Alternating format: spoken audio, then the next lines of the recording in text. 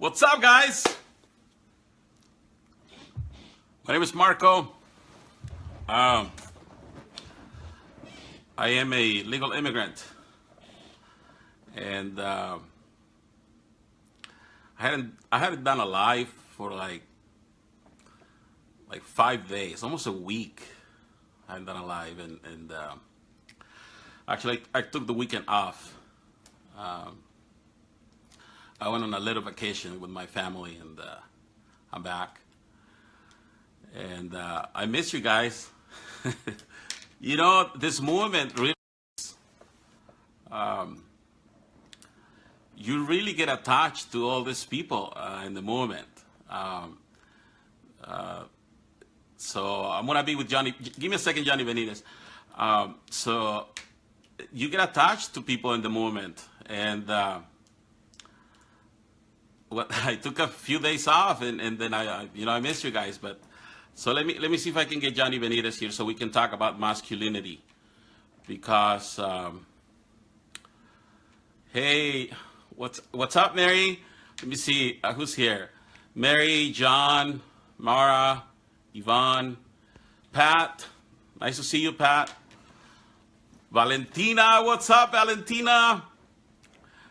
Steve. We are a family. Thank you, Marcos. You are a unifier. No, thank you. Ronaldo, what's up? Irma, great to see you, Irma.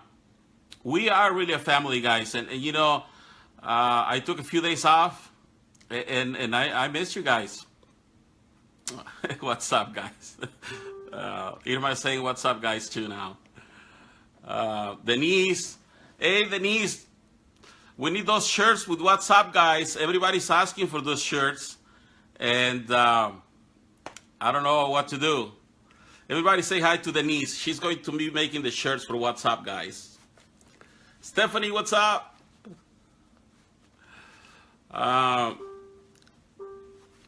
Jan Aguirre says he is feeling masculine. Okay. All right, let me see. Johnny, let me see, where are you at, bro? Let me bring Johnny here. Johnny, can you say hi so I can see, because I don't see you.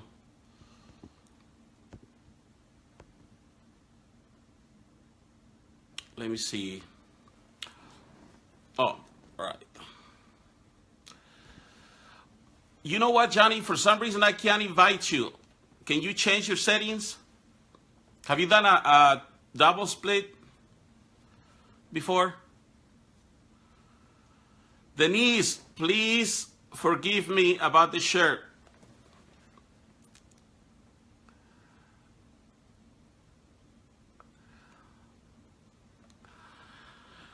Oh, you never done one?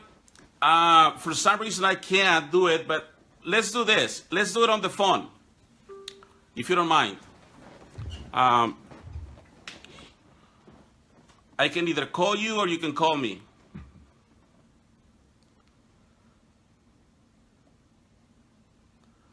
Make men masculine again, guys. That's what's going on.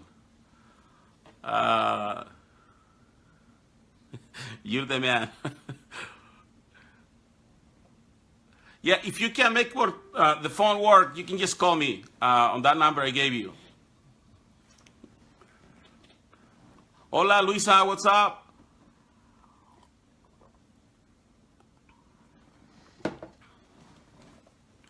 This is a great topic to talk about, because, oh, I got it. Right on.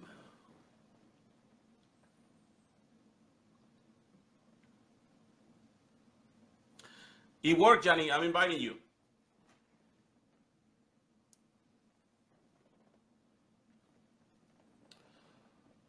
Happy Tuesday, everyone. Happy August. Today is the National Girlfriend Day. So if you have a girlfriend, please invite her somewhere.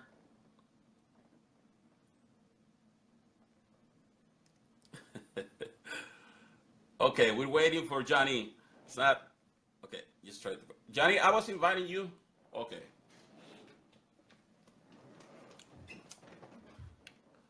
Hola, buenas noches. Lupe, how are you, Lupe?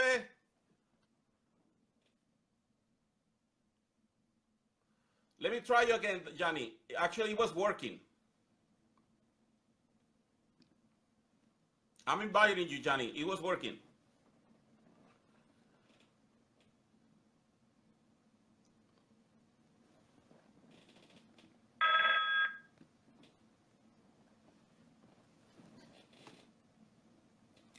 Let's wait, see if it works. The split. Let's see. Denise says, "I'm everyone's girlfriend. I want flowers and chocolates now." Wow, now.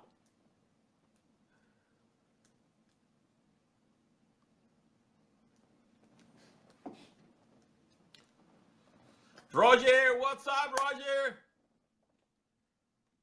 Everybody say hi to Roger. Roger's a great American, a patriot. He has actually been very nice to me all throughout the campaign. And Roger's a great American. Awesome. He's been very nice to me. Oh, shoot. Okay. It worked. Finally got it working, huh? All right. I guess it doesn't work on the computer. Oh, you on the computer? Yeah, I was trying to make it work on the computer because I thought that would be the most reliable connection and everything, and I guess it doesn't allow you to do that, but it did come through the phone, so that's good. Johnny, so I don't think I have a shake your hand, but you've been at a few rallies, right? You've been in Berkeley a couple times? Yeah, I was at the first Battle of Berkeley, and then I went to the second one after that where it wasn't too exciting. That was a lot of fun. I was watching your video, and so you said that your industry is destroyed. What industry was that? I work in massage therapy. 7 years ago, there used to be a lot of professional places where people had 7 years of experience, where they'd actually gone to school for a couple of years, where they did a lot of medical treatment type stuff. And now that's very hard to find because you just have a lot of Asian immigrants who do it, and they do it for like $20 an hour or something really cheap. And so it's just like a non-viable career to get into at this point in time. And I've seen that happen to a lot of my friends that work in landscaping, that work in HVAC, that work in construction with unions and everything. I was talking to a psychiatrist, psychologist, a doctor, and she said that she had to close her practice. So pretty much she was very angry with a lot of people because you have a lot of, usually Hispanics, that they don't want to pay for a doctor, but they go with like this curanderos, you know, this like guys that are like on the, you know what I'm talking about? Witch doctor. Yeah, like witch doctor. Yeah, like a witch doctor. And they go and drop $5,000 on them, but they don't want to hire a real doctor. So it was, yeah. Well, we don't create incentive. They can get the real doctor for free, you know. So you speak Spanish, huh? Yeah, I speak Spanish. Was my first language. I just thought it was always important to be able to speak the language of the country effectively. But I do like Spanish. Because Valentina was saying, make Johnny Benitez speak Spanish. She's never heard you speak Spanish. I don't know if anybody would understand this. I think most of, well, I guess your fan base is very probably bilingual.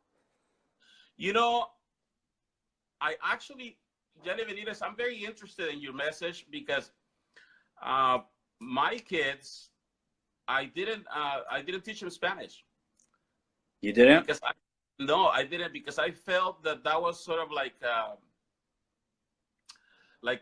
a firewall, you know, to not because I felt that what happened is when we first came here, my brothers, they became cholos. They were younger, and they were out there on the drive-bys and all the remember the cruising times and all that.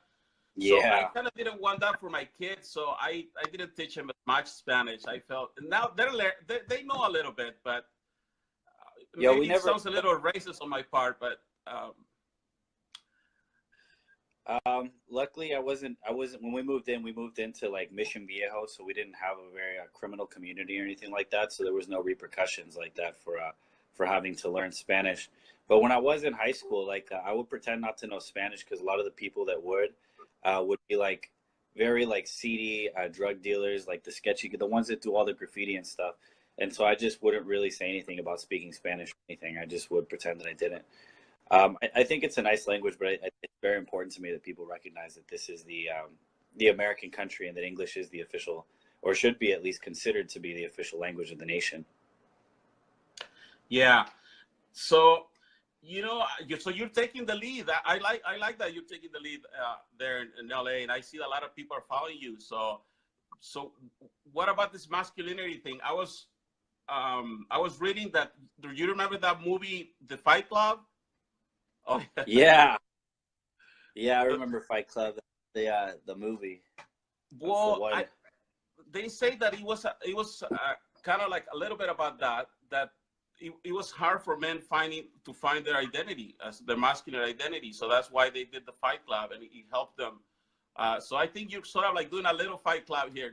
You got a little Fight Club going on. That was the intention of the alt nights. I mean, we are training. Sparring is a big part of that. I think in order for a man to develop as a man, it's important for him to face physical confrontation, whether that's playing football, standing up to a bully, stuff like that. It really is important. So yeah, I mean, that is something that we're trying to get started with the alt nights. It is part of it. It is part of it. We have men that are, I think this is the first generation of men that you've actually had little boys who never had to stand up to bullies, who were always protected, who didn't, some of them didn't even play contact sports because their parents were too scared of them getting hit in the head and stuff like that. And now we see what happens when you get a generation of those men. I think a big part of why our society is so lacking is because those men grew up that way and that lack of masculinity. And so that is something that we are trying to accomplish with the Alt Nights, and that is what the event on August 5th is about.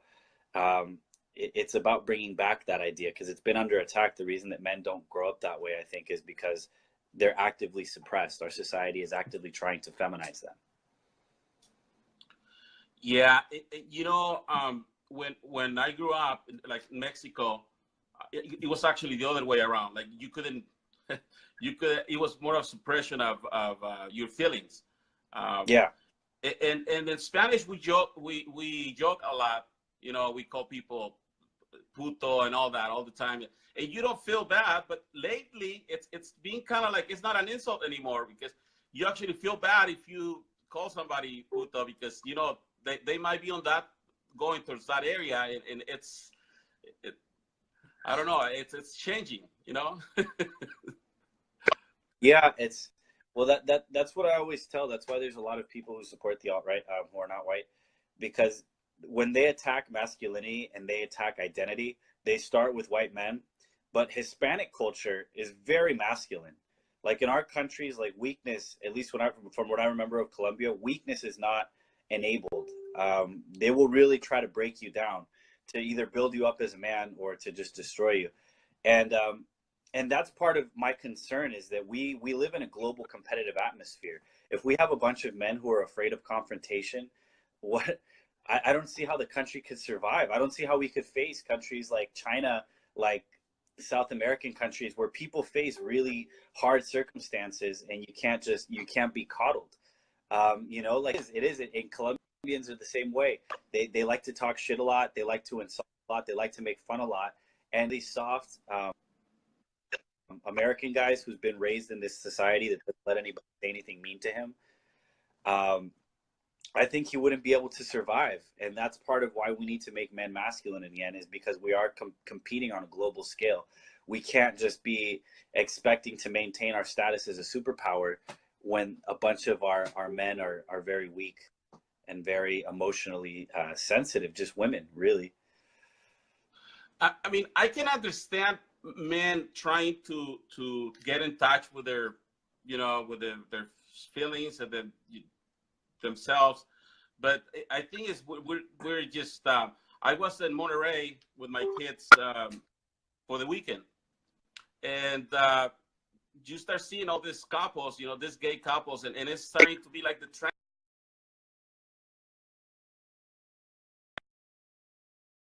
I have 4 kids, and I'm trying to teach them how to be men.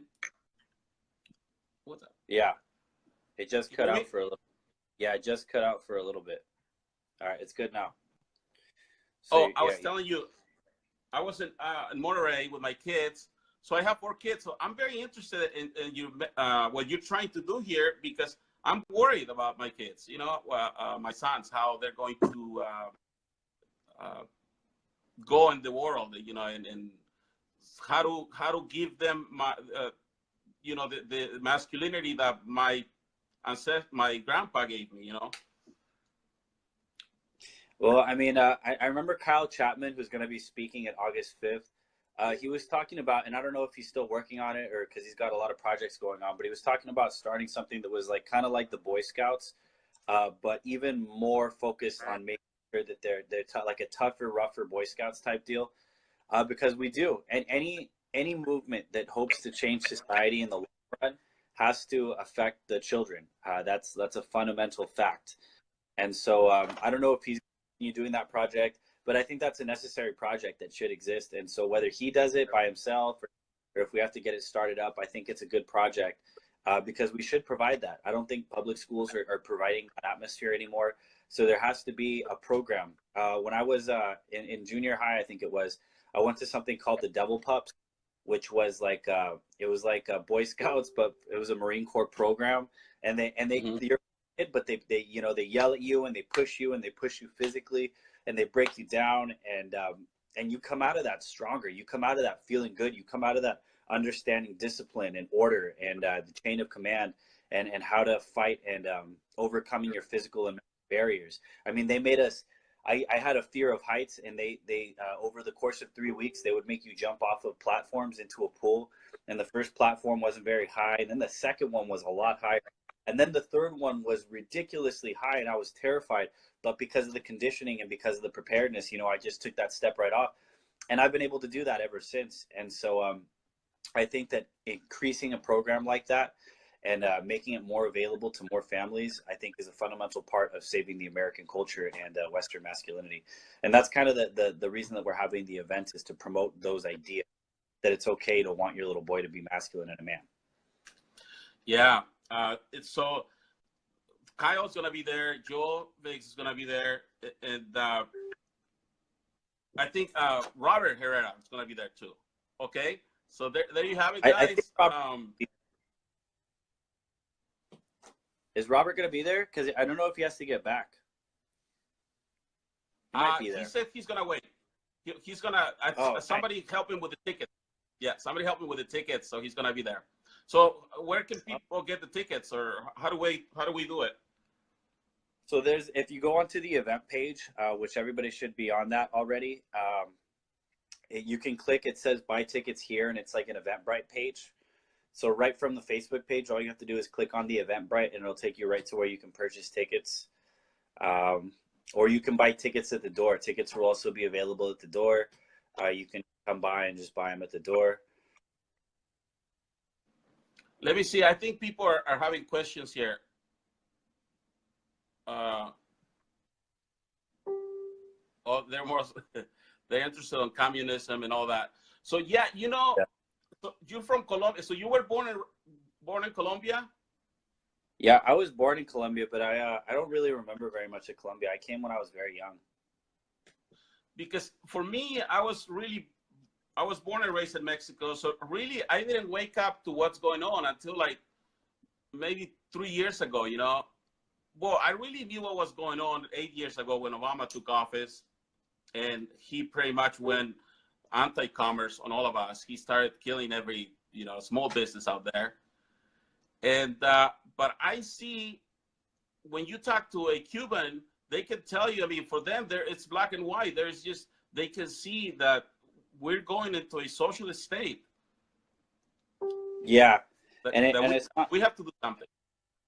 Yeah, and it's not just that. It's I do go back to Colombia like every 2 years, and whenever you're in the city, this is why the Second Amendment is so important to me. is when you go there, you realize that there are people with guns, but you don't have a gun, and the people that have guns are all criminals. And there's a lot more gun crime. I mean, there's a lot more fear of what can happen to you because you know there's no one around with a gun to protect you. You have no rights. People in their homes are not likely to have a gun. And so being a part of a culture that basically keeps people from protecting themselves, that's too much socialism. That right there is a socialist problem. And you start to get that a lot. The problem is, before you get to Venezuela, you go through all these steps where they disarm people and they make it so that they can't stand up and defend themselves. And the problem is, we don't wake up to it at that point in time. We let that happen. And then when it gets to be like Venezuela, you don't have the tools to defend yourself or to bring your country back. And so that's my biggest thing that I take away from being South American and from going back is I do love it back there because it's, you know, it's a tropical paradise and we own land where it's nice and remote. But the amount of freedom, the feeling of safety and security because you can't protect yourself, that's irreplaceable.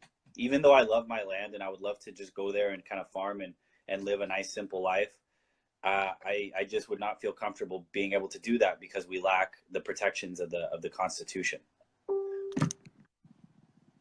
And I think that Mexico inherited a lot of the Colombian stuff too, so it's working its way up. and somebody's asking here if you're against legal immigration. You know, I've thought a lot about that. To be honest with you, because I come from Mexico and I know how third world mentality, how deep rooted it is. We come here with childhood trauma and things that we have to integrate slowly into the culture. It's not something that happens overnight. And I think that it has gotten out of hand. So right now, if you don't fix the problem that's in the land, I mean, why keep bringing people? So I'm kind of like with you and Kyle on that area, but I don't know. Yeah. How do you feel about that? I understand how people feel about it and everything, but it is, we don't have the vetting processes, right? At the very least, what you can say is wait. I think the very minimal thing that you can say is we have to wait until we have appropriate vetting processes. And since we don't even have those, no one even has a good concept of what that is. Because as we've seen, the big problem with gun control is you don't know who's going to be crazy. A lot of the time, these people that they do these crazy things, you have no idea who they are. All kinds of tests, and you don't find out that they're bad for your society until they're in your society. And so, you know, I wouldn't even be for taking really anybody. Even sometimes the people that I would feel comfortable taking would be maybe like white Europeans who are leaving their country because they'll be very far right because they've experienced socialism and they're having to run away from it. But who knows? Because look, George Clooney ran away from Italy, where he sent his family to Italy to get out of Trump's America. And then he brought him back because he understands that it's not safe. But he's not right wing. He ran away from Italy, but he's not actually a conservative. You know what I mean? And so even the people that are fleeing those countries might not have the right mentality to make their country great again, to have an appreciation for freedom and for rugged individualism. And so I would say that because we lack the vetting processes, because no one even has a concept of how you could do that sufficiently well, there's really no reason to have immigration right now. And a lot of people call me or wonder if I'm a hypocrite for believing that, for thinking that. But I think the reality is it's not about my personal condition. Right is right and wrong is wrong. And it doesn't matter how I got here. The truth of the matter is the only way to save this country, I think, is to lock down the border for good. We need a moratorium. You know, some people in the neighborhood are, during Christmas, they're out collecting money to send toys for the poor kids in Mexico. And last year, what I said is, hey, don't send it to Mexico, send it to my house. I have 6 kids there. You know, why don't we start with the kids that we have here? And yeah, sometimes I see a lot of people that are taking our jobs, like all the IT professionals. Why can't we teach our own kids to be IT professionals? Why do we have to just get all, ship all that? Well, even if they become IT professionals, you have to realize professionals, they're hiring Indian people to do for $60,000 a year what an American used to get like $120,000 a year for, literally half the salary. And so the reason that this fight is so important is because that's something that I think too, right? Like, oh, my industry is destroyed, I got to find something else to do. But the reality is there is nothing. Every single industry in our economy is somehow being negatively affected by the immigration problem. So that's really the big issue with the whole problem is there's nothing you could do, because even if I go to learn that IT stuff, there's some Indian guy on an H-1B visa who I have to compete with, who makes the salary for that a lot less, and then the school for that is obviously higher. So that's why it's such a problem. There's no section of the economy that you could get into to protect yourself from this. When I used to work in mortgage, I used to work at a mortgage company, and it was mostly Hispanic people. We worked in Santa Ana. Let me my charger. Keep going. Okay. Keep going. I want to fix my charger. No worries. But they hired an illegal at a mortgage company. I've worked at spas where they hire people without licenses. So, and until we deal with the immigration problem and repatriate the people who are not supposed to be here, there's really nothing that you can tell kids. It's really not fair to your kids. What can they study that they won't be affected by illegal immigration? Nothing. There's not a single industry. Even doctors are negatively affected. Their incomes are negatively affected by the immigration problem. So there's absolutely nothing that they could do, and that's why dealing with this problem is the biggest thing that we have to do for American kids. And that's all American kids. That's Black American kids. That's brown American kids. That's just American kids in general are going to suffer. That's why Cesar Chavez himself, that the Mexican labor rights leader, he was against the illegal immigrants. He was, I think, I'm not sure if he was the one that coined the word wetback, but I know that he said it a lot because it pissed him off. He's trying to get his working class legal Mexicans up in society, and the illegals keep them down too. So people like to think that it's like a racial thing, that we want to shut down immigration because it's a racial problem. But it's a problem for Americans of all races, and disproportionately affects legal Latinos and Black people more than whites, really. And not just that, but even the people that are here illegally, they need to understand that their chances go lower of becoming legal when you keep bringing people in illegally. Do you know what I mean? It's just because I know the problem with the 11 million people, and then also the reproduction rate of Hispanics. I mean, those 11 million people, something that they don't think about is that they're reproducing at a very high rate. Yeah, actually, 11 million is the accepted figure in the mainstream, but the more accurate figure is somewhere near 30 million. So they think, credible sources really think that we're all the way up to 30 million. And that's why it's so, and it is. And then they will have kids at an accelerated rate. And it's a voting bloc. The majority of these people are open to socialist ideas. Even when they run away, that's the thing. The Muslims that flee Muslim countries are still Muslims. The socialists that flee socialist countries are still many times socialist. And so these Hispanics who are coming from places like South America and Mexico, just because they're fleeing those countries doesn't mean they're coming over with American values. A lot of the times the problem is that they reproduce the problems in their new country that were the problems in their old country. And we just believe that they're running away from socialism, so they must understand how bad socialism is. And that's a fundamental misunderstanding of human psychology. A lot of people with traumas reproduce those traumas. A lot of people who watch their dad beat their mom will grow up with someone that beats them, stuff like that. And so that's really why you got these people. I do feel bad for them. I don't want them to hurt or starve and stuff. But at the same time, you have to recognize when you're having too many people put into your life raft, and your life raft is going to flip over and nobody's going to survive. And if we don't save America as the lifeboat of Western civilization, then there's not going to be anywhere that anybody wants to live. The whole world is going to be, I think, pretty terrible. Because, Johnny, let's say there's 30 million, okay? So now you have all this, let's say I have 6 kids, but let's say they only have 4 or 3. Now you have this millions of kids that are angry. because the way their parents are teaching them, well, they don't like us here, you know, that they're being racist, but they're here. So these kids they feel guilty to be Americans. So it takes very long for them to integrate, even though they were born here. Even if they do, I would argue that some of them don't integrate. I've met second generation Hispanic people that have not integrated. I've met people who don't speak English and they were born in this country. And so it's not even a long time. Some of them will never integrate multiple generations in. And we still see that from, you know, obviously because Black people have been in this country since the beginning, there's a lot of Black people who have adjusted, who live middle-class lives and stuff like that. But there are a lot of people who act in the same negative fashions of the people in Africa in those countries that exist today. All of that, like civil war, is what you see play out in the ghettos of America. And so you have to understand that, I mean, for some people, they'll just never be able to integrate into Western civilization at all.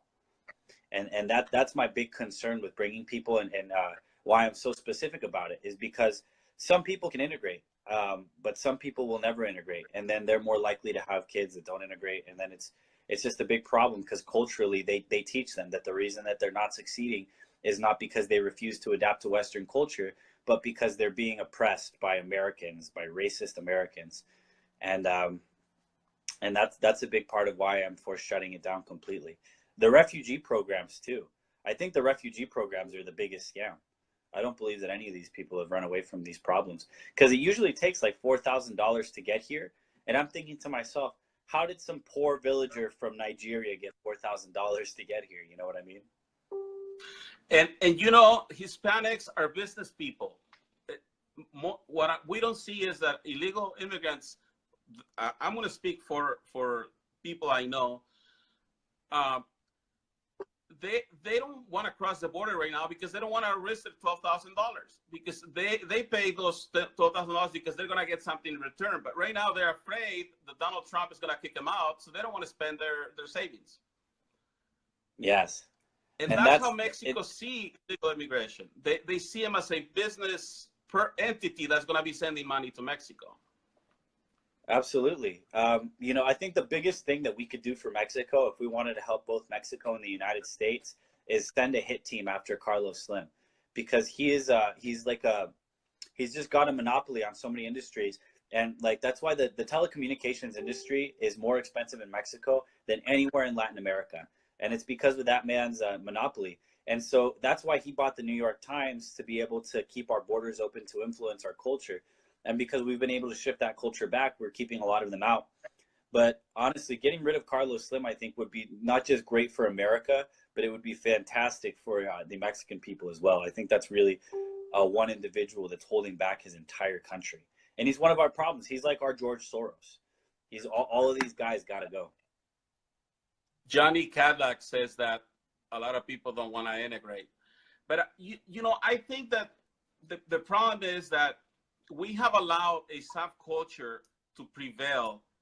And somehow, when you give money to all these people, and I saw that actually the correction of the money, because there were for a while there was a lot of illegal immigrants with big trucks and houses and everything, and a really bad attitude too. And I think somehow that has corrected, where people are going to take their place, and they're going to respect a little bit more this country, because I think that for a long time people were just taking it for granted. Yeah, we are taking it for granted. I think everybody I think that's a problem in general, though. I think the people who are most taking this country for granted are basically the white people that live here. If you look at Antifa, the majority of Antifa is like white guys. It's just these white skinny kids. A lot of them's families goes back so many generations that they don't even appreciate it anymore. And that's why they get talked into all this cultural Marxism stuff. And so I think as a country, the whole country lacks patriotism. The whole country lacks a deepening of their American identity. You know, we think of ourselves as too many other things other than American. And that's really a huge part of the problem. And I think it's a universal problem within the whole country. You know, one of the things that if you ask most Colombians, they love being Colombian. They wear their jersey. They always have like a bracelet with their colors on them. they are stoked about the fact that they're Colombian. And what I always wonder is why Americans lack that to such a degree. There are subcultures of Americans that are very patriotic, but in general, you don't see the same amount of love for the nation, for the country, for its values and its traditions. And I think that's a problem throughout. I think that's a huge everybody. I know what you're saying. I was talking with Kyle and David at a barbecue, and Kyle was saying that he respects that about Mexico. That if you hear our music, our food, I mean everything, you're ready to die for Mexico when you have that ideology. You know, this, if we could just get a little bit of that in the Americans, and have Americans feel good to say I'm an American. Have Americans feel good to say I'm white, and you know, I feel good about it. Exactly, and that's kind of the goal of all of these things, is to just in general create a better patriotic environment, like a 4th of July every month type of deal, and that would be the goal. That's kind of what all these events are about. Is, you know, creating a more patriotic environment. I think that back the country. Yeah. Well, you know, I don't want just to wrap it up here. So how can we help you? Because I know that a lot of people don't like that you're a little extreme on the immigration side, but you know, everybody's entitled to their own opinion, and it's about talking about it. In the end, we gotta meet halfway. We gotta meet somewhere. But at least you're talking about it now. Like, I know that Omar Navarro was not very happy with you when you asked him about the immigration stuff. But it's a touchy subject, you know, and I hope that we can talk more about it and just listen to what every guy has to say. So how can we help you more with your movement? Well, up till now, I mean, well, even these small events that we've been having, it takes a lot of people to make them happen. So I want people to feel a personal sense of responsibility for making these successful movements, the events succeed. So, you know, everybody who like shares the events, everybody who invites people, everybody who donates to the cause, everybody who shows up to all of the events, all of these things are big. So we could always use more volunteers. We could always use more donations, and we could always use, you know, any resources that people have that are disposable to the movement. A big part of that is like, you know, you don't think about like how much flyers cost. Like, this is like $100 something bucks that you just shell out of your pocket. But the reason that the left can succeed is because they have these millionaires. They have their George Soros and Carlos Slim, and all these people that, for them, they can drop like $20,000 to make an event really big, just to create like the presence of an idea. We need a grassroots movement because we don't have elite support. We're not an elitist movement.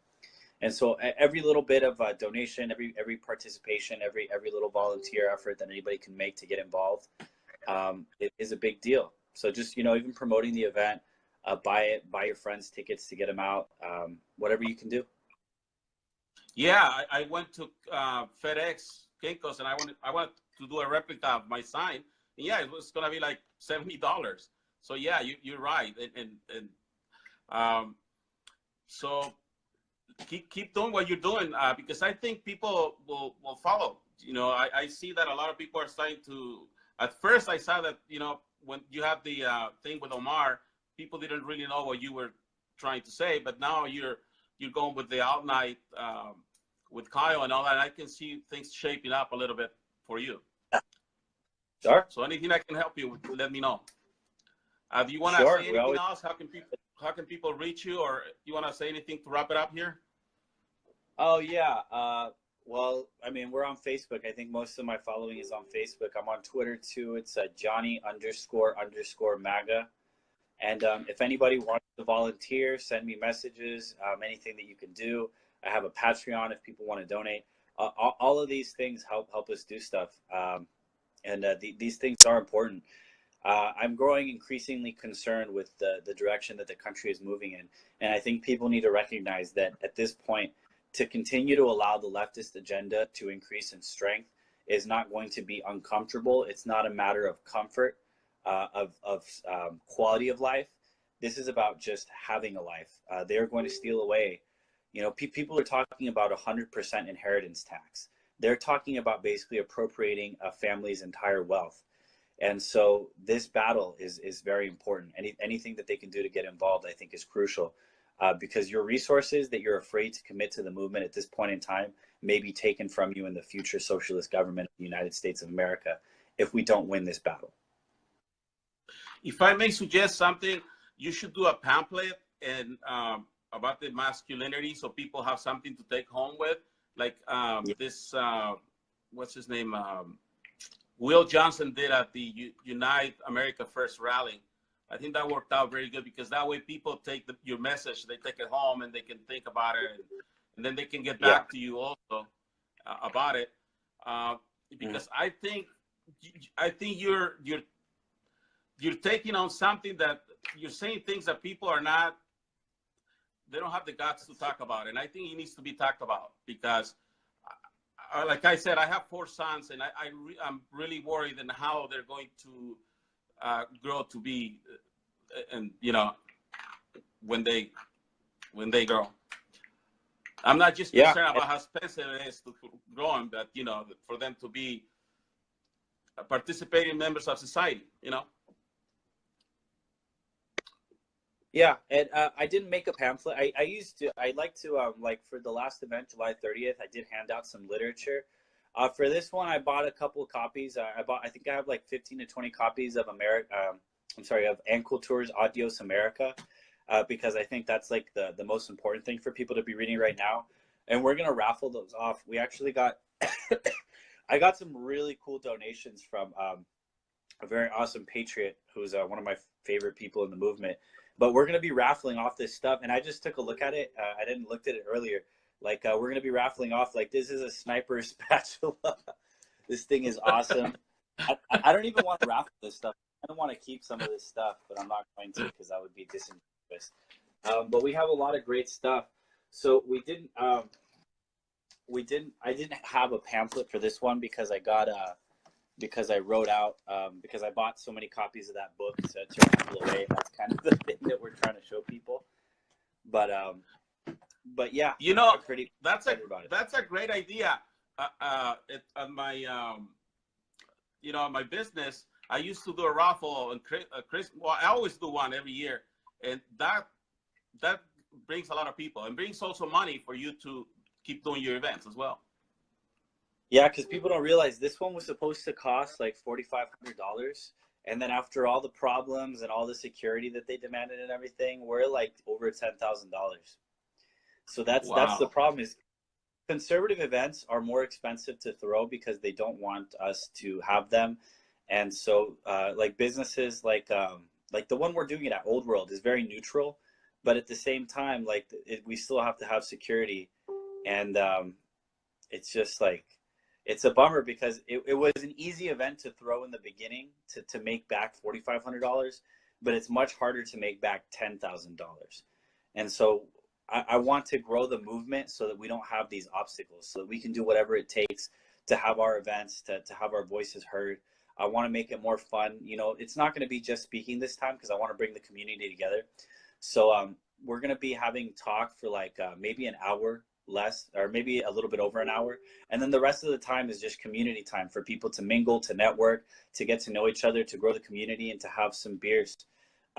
Old World, I think, has some of the best German beers in the county.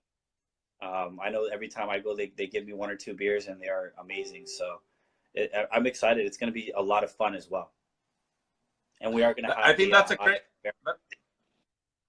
a great way to celebrate masculinity. You should bring some tequila shots there too. They have it open bar. It's going to be awesome. What do they drink in Colombia? What's a drink? Colombian drink? They drink aguardiente. They drink this stuff that's made out of sugar cane. That's like just awful. It's terrible. And then they have Águila Roja beer that tastes like water. I sat down with my cousins one time and drank like 20 of those beers, and nothing happened. So I do that. All right, Johnny. Well, thank you for taking the time to speak with me, man. And anything I can help you. I wish I could be there, but I'll go on the next one. Yeah. All right. Well, we have But we have the next event after August 5th. Will be the at the end of August, the last Sunday of August. We have that America First rally in Laguna Beach. It's going to be the grand finale, so we're going to try to make that one as big as possible. I'm going to try to have a flyer made for it. So we're going to try to get my goal, and I want everybody to take it as their like personal goal is to get 200 people out for the last Sunday of August. okay, awesome. Thank you, man. Talk to you soon. Later, brother. Bye. Bye. Bye. So there you have it, guys. Johnny Benitez. If you don't know Johnny Benitez, start following him. He's taking the lead on a lot of events in LA. His message is a little bit extreme for some people, but you know, we all have our own message. So just it's good that we talk about all this stuff because it really affects us all, guys. When I heard, let me see. When I heard that Johnny Benitez, his industry where he used to work was destroyed, that totally spoke to me. You know, and it's amazing how this happens to so many of us in every industry. You know, health industry, food industry, real estate. I'm still angry at Obama, but it's time to unite and deal with the wreckage of the past. Meaning we have to go and clean up and create a new future for all of us. Create a new future for our kids. Create a new future for our communities. And we're not always going to agree on everything, guys, but that's how it works. That's how this works. It's time to identify as an American first. Yeah. You know, and I'm guilty of that myself. And the only reason why sometimes I still say Latinos for Trump is because of the brand. But really, when I look at my kids, they're American. Actually, my kids tell me that. They tell me they're not Mexican. And it would be very, I think it would be very irresponsible if I tried to impose a culture onto my kids where they were not born. And just to finish here, guys, I know that the, Robert Herrera and Harim and myself, we have been attacked. We're being attacked by some indigenous groups. And these indigenous groups identify themselves as Mexicans. But they're really not Mexicans either because they don't believe in colonization. And they have been trolling us. Actually, they have been threatening Harim, telling them that green lights on him and just going after Harim really hard. So if you can go to these pages, some of us have put the pages, go and rate him and give him a 1 star because these kids, these indigenous groups only use the word Mexico just to trigger everybody because they're not Mexicans either. they say they're Native Americans. They say they're going to take back this land because this land is theirs. That's what they're selling. That this land was stolen from them, and they call it the Reconquista, meaning they're going to reconquer this land back to them. Samaria says, oh yeah, Samaria. So they have pictures of Samaria. They have pictures of Romero. They have pictures of Frank from New York. They have pictures of me. They have so these guys, it's really, they're rebels with no cause, because I think what they're doing is they're taking advantage. They're taking advantage of us because we need your help, guys. I know that I'm not supposed to identify as Hispanic because I'm American, but yeah, that's the name. Mexicans Wake Up on Facebook. But we need your help because these miscreants, these freaking indigenous groups, they're only going after Hispanics that are for Trump. So we need your help because they're calling us vendidos, which is a sellout. And so they're trying to demoralize our movement. They're trying to demoralize our activism. Yeah, Jennifer, Jennifer, welcome. They got Jennifer too. So Jovi says they're going after the Americans who represent Latinos. Yeah, and also, so we need your help, guys, because these guys, they're really crazy. They have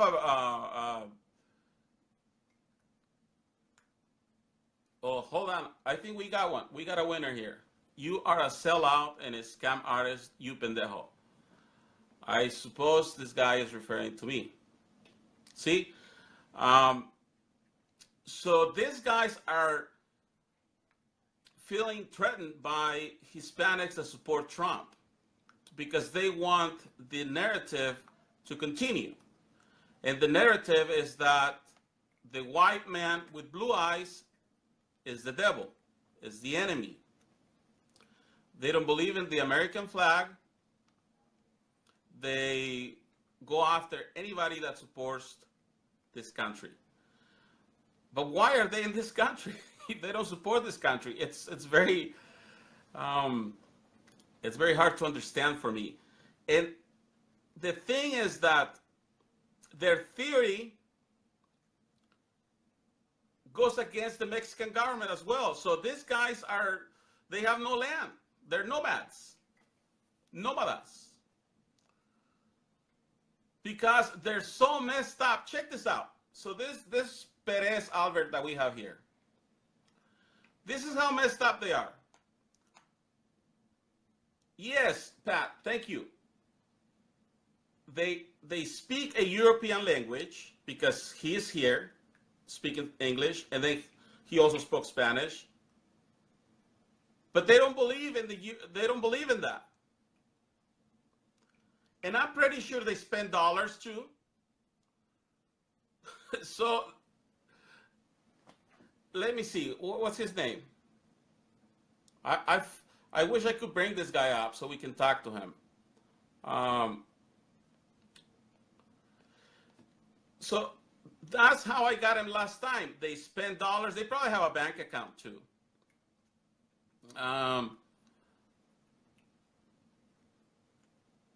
Yeah, they should learn now what?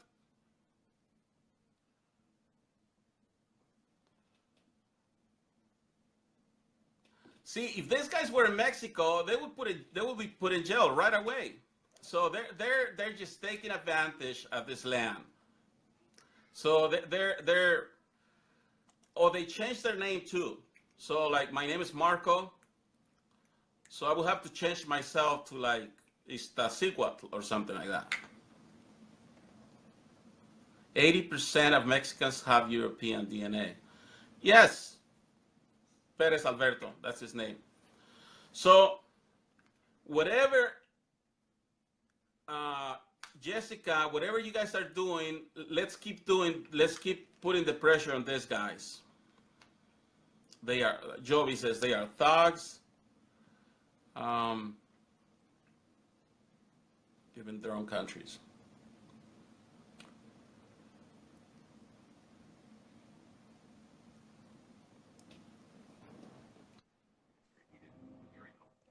Hey, Hey, what's what's up, up? Jovi? How you feeling, man? What's going on? Should So I what do you get think about these indigenous decorated? groups that are attacking Harim?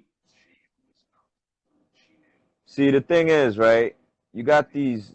This happens with all groups, like whether you're Moreno, Blanquito, Latino, even Chino. You have all these groups, right? That are not for their own people. They're not for their own communities. They don't do anything to help the communities. They want to be. They will have this thug mentality. So you're a tough guy if you're a thug, and you're weak and you're not helping your community. If you're actually going out there and representing the country that you live in, you know and they're just afraid. They're afraid of real change. They're afraid of something that helped them so much. I know because I went to a rally with nothing but Puerto Ricans, and I thought I was going to be welcome there. They were playing salsa. They were just dancing, jugando con what was it? El Quito, the little, and I'm like, oh, these are my people. Mhm. No, they're not. They're not my people because you know what? They've been fed lies, and it's like they don't even watch the news. They just listen to what people say on Facebook. That's where they're being educated at. They watch these stupid artists that don't know what they're talking about. Like you even have Mark Anthony going against Trump. It's just like you have all these people that they're influenced by because they really don't follow it. Like they don't have any type of following. They don't have any type of like leadership. And then it's like then you have somebody like you or Omar and even Johnny. You have an idea and you stick with it, and that's very strong. You don't change your mind, and that's what they don't like. They don't like the fact that exactly. They don't like the fact that you're for nationalism because they'll be in Mexico and they won't be for nationalism. They'll wrap that Mexican flag around their faces and commit crimes. They don't care. You know. Can you hear me by the Yeah, I way? can hear you. The only thing that with this indigenous, I have a lot of respect for indigenous really because I don't think it's all of them. I think it's just some really wild groups of them, some radicals because they're indigenous groups. They're usually very spiritual people. They're people that wouldn't get in, controversial stuff like this. Sorry, I had to get dressed. Oh, I was saying that indigenous people are usually very spiritual. They're. I don't think this. I think there's people are taking advantage of indigenous groups and us. Like they're the vendidos really. We have another one here. But it's not even just like, huh? We have another one here. I don't like you, Malinche. No, I know. I was reading it. He was like, he's hating, he's upset, he's mad because you represent your country. I mean, we wear hats that say "Make America Great Again." We don't have hats that say "Make Trump Great Again." I mean, I always say Trump is great, but it's just like they don't understand, and they probably don't even vote. They don't care about politics. A lot of these people don't even care about politics, and they see what you're doing. They see you in a suit, and they think you're a sellout. A vendido. What is it? Vendido? Vendido. Vendido, exactly. Yeah, I've been called that. I've been called that many times by people that, I I remember helping friends get jobs and then they call me vendido just because I support my president. But when you were supporting Obama who did nothing for you, why you're not called a vendido? Why you're not called a sellout? I mean, I feel like this man is a sellout to this whole country. So if you're following a sellout, you might as well be a sellout. How is Trump being a sellout? I think How are we following a sellout? I think that if we were not, these people are just angry at anybody that has any kind of success, because their narrative really of taking taking this land back. I mean, they have no standing. How are you gonna take this land back? I mean, that's crazy. it was bought, it was conquered, it was won, it was given, or not given, but it was negotiated. And it's just like, it's not like we just took it. Not even we. It's not like they just took it. They fought for that land. And the funny thing is, like, a lot of these groups, these indigenous groups, were killing each other. They were killing each other off. They were murdering different tribes just because one comes from the mountains, the other one comes from the fields. They all had like different ideas, but they never try to like, come together. They were savages. And what's wrong with us actually colonizing? Not even us, but the Europeans colonizing this nation. They hate it. They hate the fact that we have buildings and AC and all this other stuff. They want to live in teepees right now and play with sticks and stones. So how are you hanging in there? I know you were a Braveheart. How are you hanging in there? They pick up your story. You feel good about yourself? Yeah, they picked up my story. It got a little buzz. I wanted to get it more out there. I wanted to get it to even CNN. I want everybody to see what's going on, especially CNN, since they feel like journalists are in trouble when they walk the streets. I'm like, no, you're more in trouble if you walk the streets with this hat, Right. which I do anyways. I mean, nobody's gonna stop me from wearing what I want to wear. And you're in America. This is what I'm doing. This is what I'm doing in New York City. I'll do it if I go to California. I'll do it if I go to Florida, Chicago. I'm just trying to travel around and show people that forget about your feelings. It's about what's true, what's right. And what's right is we want to make America great again. We're working together to make America great again. It's not like, we're just standing around doing nothing. There's a lot of us like Hareem, Robert, me, Augustus in Florida. There's people in all areas. And if I didn't say your name, just know that like you're out there doing, Kyle Chapman, so many of us out there just actually standing up in the front lines and saying, you can't tell us what to do. You can't tell us what to wear, and you can't tell us how to think. And the day you do that, this is no longer America. And I'm not going to stand for that. I stand for freedom. I stand for the national anthem. I stand for my country. You know, I'm a nationalist. I'm a patriot. I stand and I fight and I bled for this. And I didn't want to bleed for it, but I knew it would probably happen just because we need to expose the left. It's a shame that it happened, but we finally were exposing the left, and I wanted it to happen in New York, but it's still not happening. Like these mainstream media outlets are not going to pick up the story because it doesn't fit their narrative. Right. No, it doesn't work. Yeah. Yeah, but and that's the same thing with give it time. They'll just keep going. Yeah, and it's like with these, I don't know, indigenous people. I saw like a bunch of like these La Raza people just like approaching Hareem and everybody. It's just because it doesn't fit the narrative. Oh, Trump said something racist about Mexicans when he just really mentioned illegals. So then they flip it around and go, no human is illegal. And I was like, yeah, and you could tell that to the Martians. I really don't want to hear this. Like this is a land that has a constitution that us legal citizens are protected by. Why are they being involved? Why are they even incarcerated in our cells, like in our prisons? Like this just doesn't make any sense. They shouldn't even be here to begin with. And there's like so many of them that get deported and come back, get deported and come back, and then they murder people. And then the people are just saying, whoops, I guess we should have deported him a sixth time. It's ridiculous.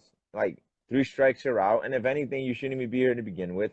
Why are they not? I would do this. I would charge fees to every one of these people that are coming in here illegally, trying to get work and not pay taxes, and then use that money to build the wall. Because indefinitely, Mexico will build a wall because we're actually sending them back. A friend of mine was telling me that the Mexican government should pay for it, because in any other country, when you let 11 million of your citizens go into another country, it can be considered.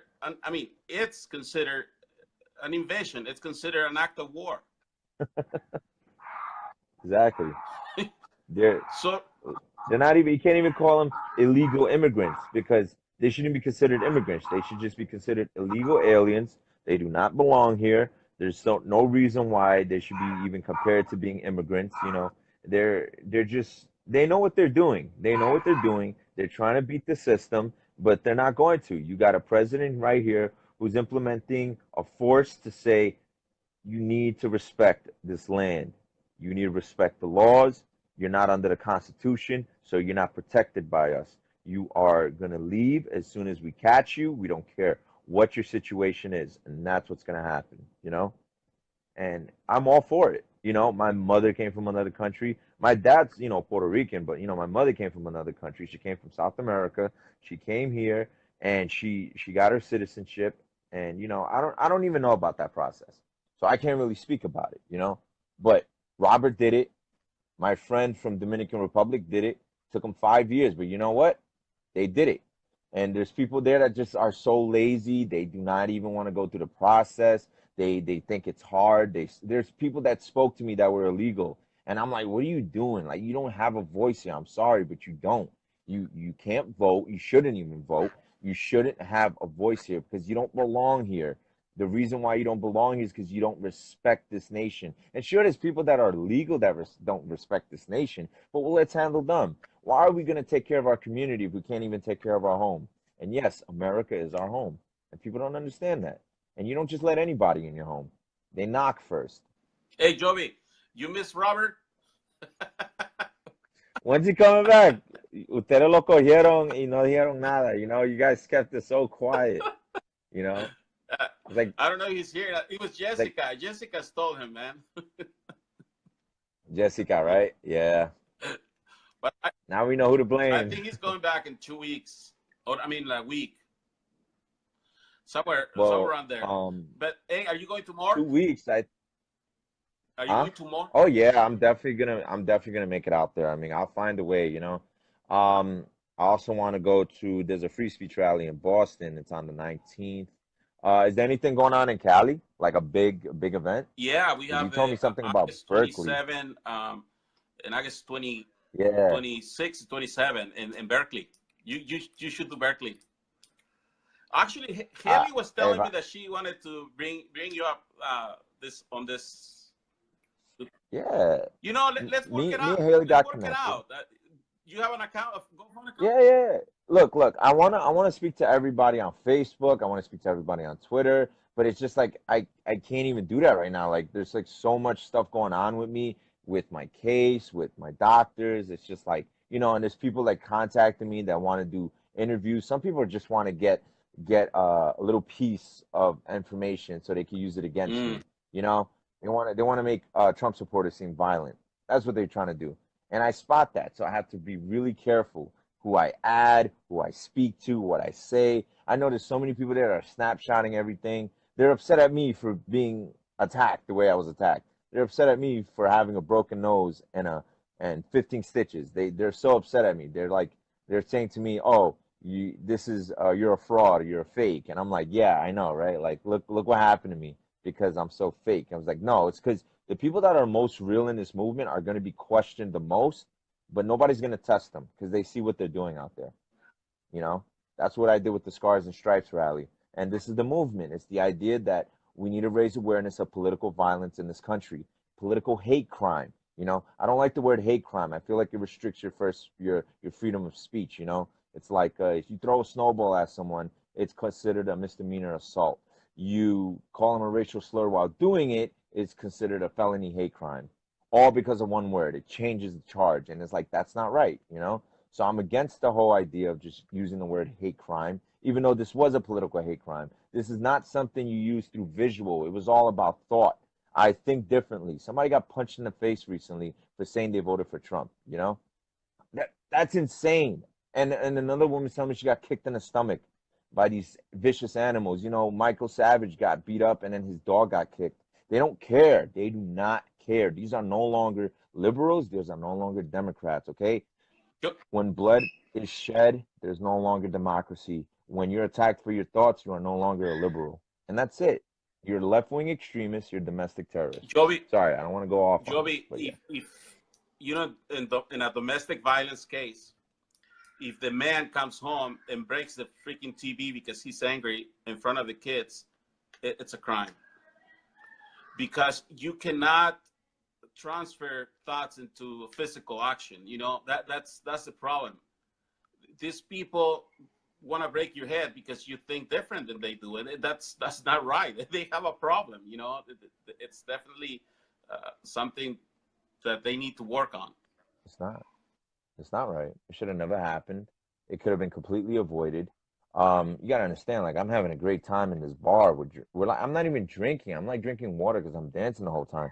And then she waited like 3 hours, and then finally she decides I'm gonna step on his hat, and he's not gonna do anything about it because one, I'm a woman. Two, he's a Trump supporter, and three, my boyfriend's gonna take care of him if he touches me.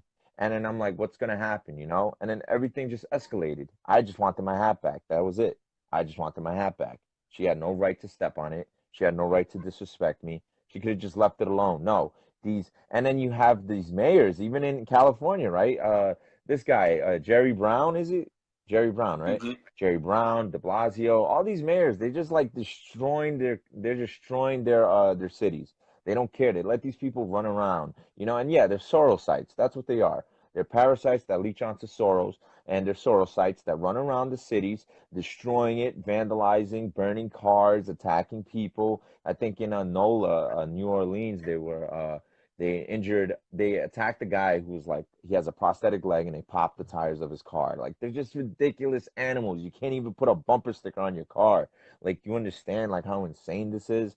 And we have to fight against this. Like, these people do not, sorry, he's the governor. These people do not scare me at all. And people hate that about me, that I'm not afraid of them. Like, I need to be careful. I need to carry pepper spray or a taser or any of this. And I was like, no, I refuse to be afraid of these people. And I refuse these people to just walk around thinking they run the place. This happened to me, but it doesn't stop me from going out there and actually taking care of what I have to take care of. This is what the movement is, Scars and Stripes. We're trying to raise awareness of Ameriphobia in this country. You're waving American flags, you're holding the Trump's whatever banners and putting on the hats, and you get attacked for it. That's Ameriphobia. Forget about this whole idea of Islamophobia or homophobia or transphobia. It's nonsense. It's real phobia is what's going on with the left. Okay, they are afraid of us. They see that the silent majority has a voice now.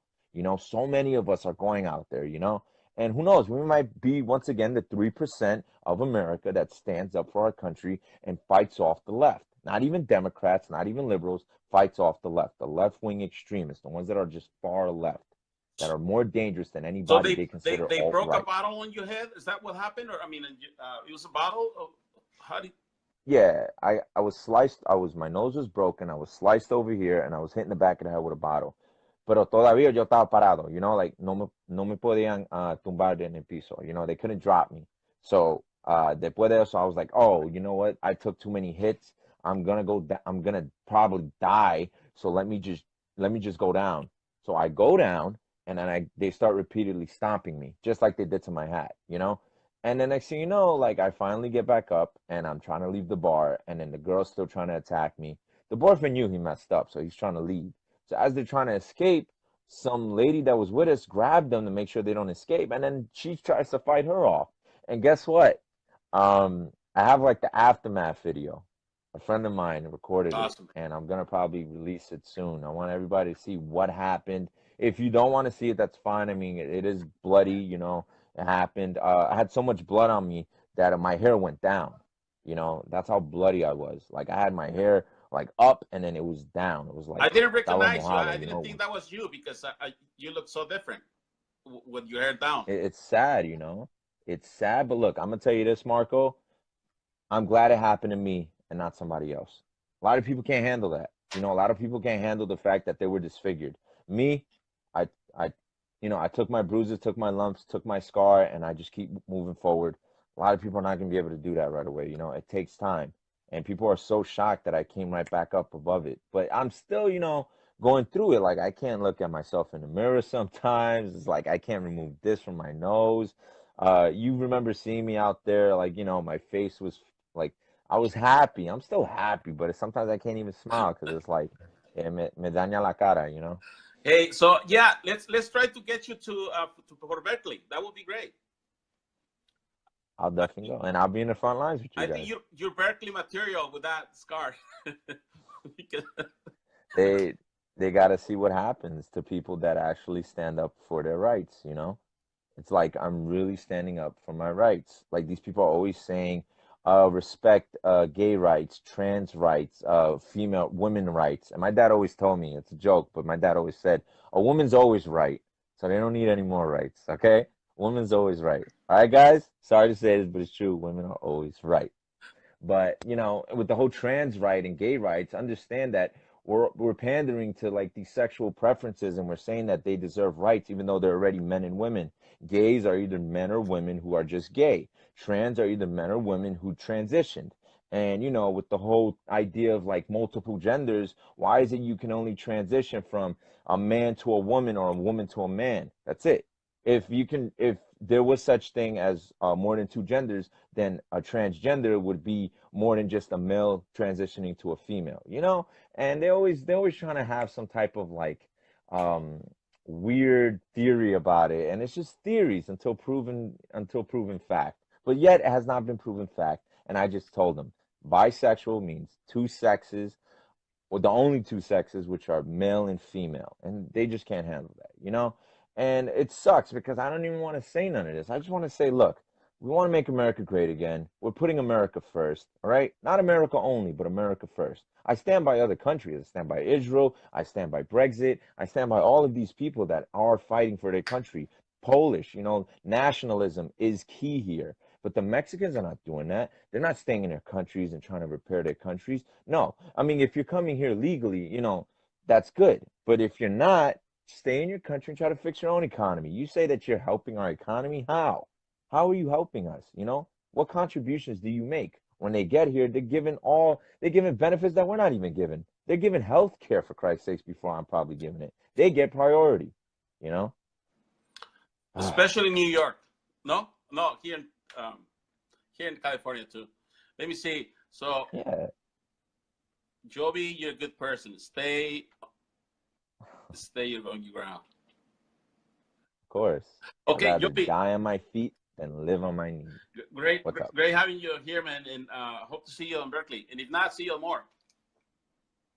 Yeah, yeah, definitely. I'm sorry, I'm a born chinchorro sometimes. You know, I go off. Like, I just can't stop. It's just like, it's like a machine gun. Brrrr. But you know what? It's okay. Appreciate you for having me. Great talk with Johnny Benitez. This is the first time I actually seen him like live and everything, you know. And it's great. This is what we're doing. We're putting all these Latinos together. And you know, I just want to tell you, like, I stand with Latinos for Trump, but I don't want people always assume I'm just a Latino for Trump when I'm just way more than that. I'm an American for Trump. I'm a Hispanic for Trump. I'm, you know, just a man for Trump. Like there's so much that you could just say, and I'm not even just for Trump. I'm for I, America, I and that's what we think have to I understand that think we're for America. Latinos for Trump worked in the election because in the election It did. we had to identify that it had to just be that. So, but now Trump saying so now yeah, we definitely have to evolve to a lot more than just that. That's for sure. Yeah, definitely, definitely. And I appreciate you, you know, inviting me here. I had a feeling you were for some reason. I was like, I think he wants to speak to me about what happened to me. You know, we haven't really I spoke saw too you much were with about that. Sarah too on was this Saturday? You were with Sarah out there? What Oh what were yeah, you she's doing, man? beautiful. You Like, were challenging everybody there, or what? What was that about? okay, okay. So Scars and Stripes rally was the rally I set up. 50, maybe 60 people. We're just coming together. You know, New Yorkers. It's very hard to get New Yorkers out. You know, but we did it. We had our rally, and people were trying to approach us about it. They were like saying upsetting things like, "Oh, you guys are idiots. You guys don't know what you're doing. You guys are lost. You guys are confused. Popular vote, blah blah blah." And I'm just like, he won. He won. You have to deal with it. Two scoops, two terms, two genders, and they go nuts, you know? But then we're like done with the rally, and then we walk to Times Square, and we know Times Square is insane. Like Times Square is full of like all these tourists, you know. Sometimes they're like tolerant, but sometimes they go nuts. So and then we see this we're just hanging out there, and then they start playing music, and we just start dancing. So I hold the sign that says socialism sucks, and I was dancing with the sign. I think you saw it in Sarah's video. I was holding the sign with socialism sucks. And these people don't know what socialism is. And they're just like giving me the finger all because I have the MAGA hat on. But yeah, it was great. You know, I know you put me on the page. I wasn't contributing at all. And you had to take me off. That's awesome. You know, like that's what I do too. I take people out that are not doing anything. But, you know, I appreciate you bringing Sarah out there. She did her thing. Very amazing, you know, and we're gonna do it again. No, Definitely keep in what contact happened with is her. I actually had to. take a lot of, because we're being attacked. Our pages are being attacked. We're all being attacked. So I have to be careful. I'll put you back later. No, no te preocupes, you know. No, no, no, no, no, no. Because the thing is, I won't even have time. Like, I can get somebody. That's the thing. Like, I don't even have time to post on my own page. I like let my brother post on it. I let my friends post on it. You know, I don't even have time to post on it. But what's it called? We're gonna definitely work something out to unite all the patriots. I'm talking about like the guys really out there in the front lines. We're gonna unite all the front lines together and create one big line, and we're gonna like stand up probably right when the wall is being built, and we're all just gonna hang out there. Vamos a sacar foto y todo, you know. We're gonna make it happen. You I'm know, telling you, like it's gonna be that's a great. great idea, man. I, Yeah. so you have a page though, right? You have a page that you manage. The Yeah, I'm horrible at this. Like I don't promote myself at all, really. Okay, so I have a group. It's called The Modern Patriots. THE Modern Patriots, right? So that's the group I started. Like right after I met Rob, I was like, wow, we're like standing up for our flag. Trump is in office. November 9th was like our Independence Day. This is, 1776 all over again. And guess what? We are the modern patriots. And I just rolled with that, and I kept using it. And I kept saying, like, guys, we got to go out there. We got to go to their rallies. We got to go to their events. We got to, we got to bother them. Not bother them, but really let them know, like, hey, we're Trump supporters, and you have to deal with it. And if you don't like it, then go across the street, which we managed to have them do a lot. We actually pushed them out of their own little circle sometimes because our message is so strong, or this is so strong. Like, it bothers them so much yeah. they can't even handle it, but it's also violent. They are going to try to attack us. Remember, guys, this happened to me while I was wearing a Trump hat. Do not be afraid. My message out there is do what you can out there. Wave your flags, put on your hats, put on your buttons. Do not let anybody tell you what you can and cannot wear.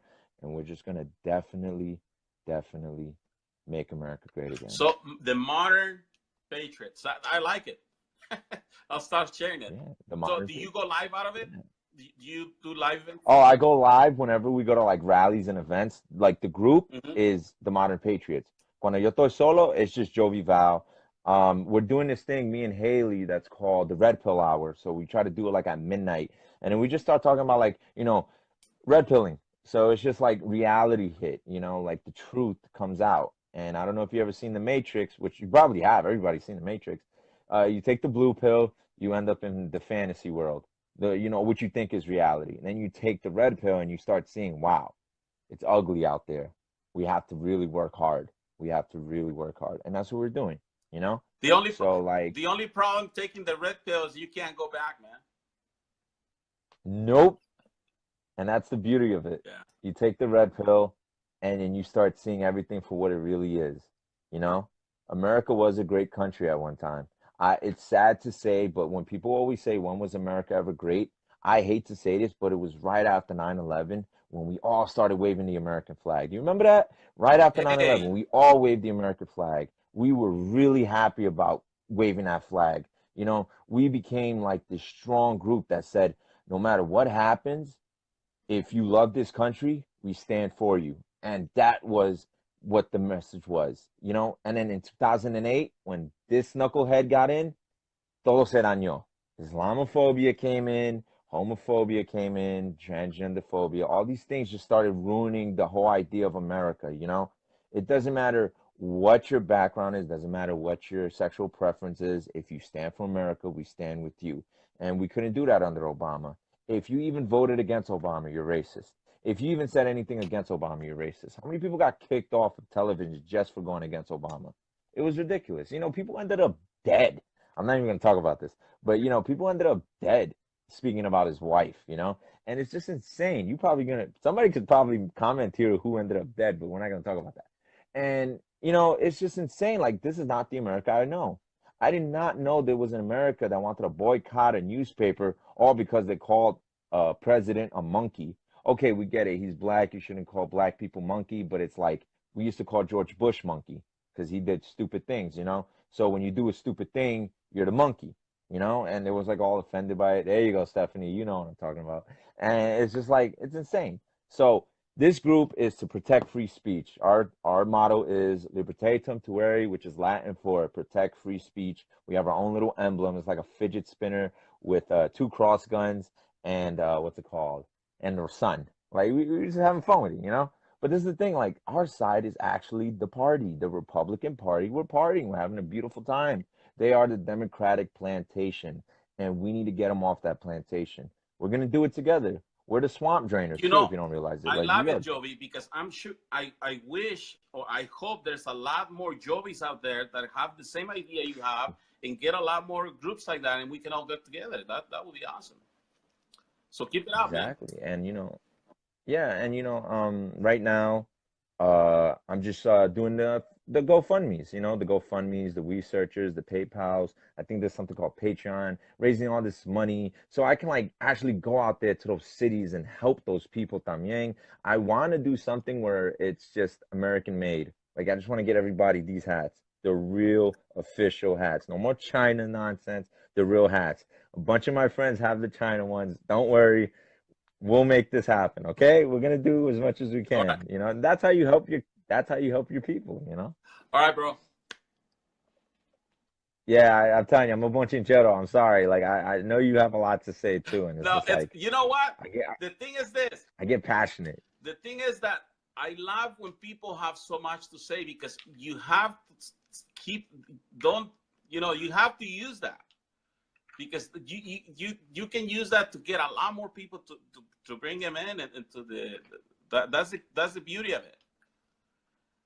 Claro. Because there's a lot of people that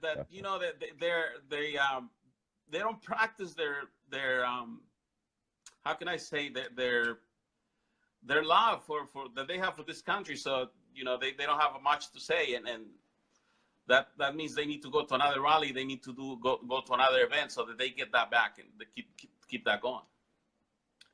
You are like that because you're always out there. Like Robert too. You won't be like this. Let me tell you guys something, all right? Everyone that's watching, you're not gonna be like this until you actually go out there. You can watch all the TV you want, you can watch all the YouTube videos. It's not gonna mean anything. You need to actually go out there and see what's going on in your cities, okay? In your country, in this world. It's insane what's going on in this world, and we want to protect our country, okay? We want to protect this country from all the evils and wickedness that's coming in. We'll take care of our own problems. Why do we have to take in other people's problems? Let's worry about us first. That's what he means by America first.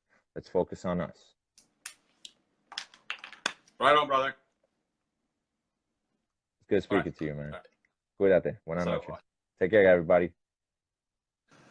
So that was Jovi, guys. Except for those 3 times. Let me see.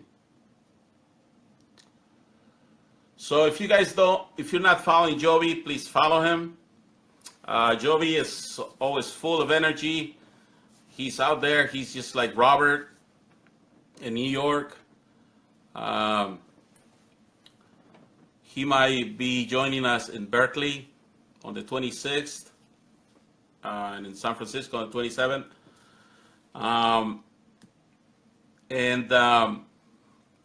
Just like I told him, the more you practice your patriotism, I guess you can say that, the more you balance yourself. And I know that a lot of people are afraid to go live or to go to events.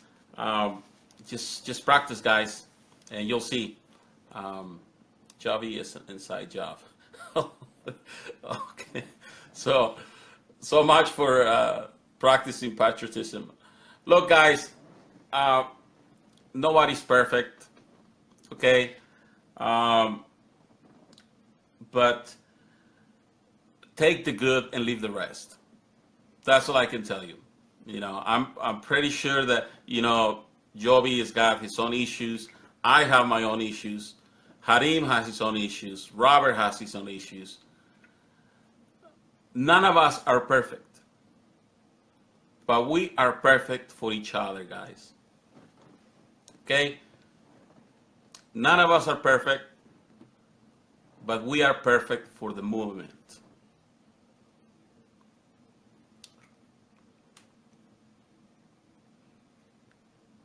Stephanie says, I know a ton that are scared. No, Stephanie, just grab the phone, turn it on, and make love to the world.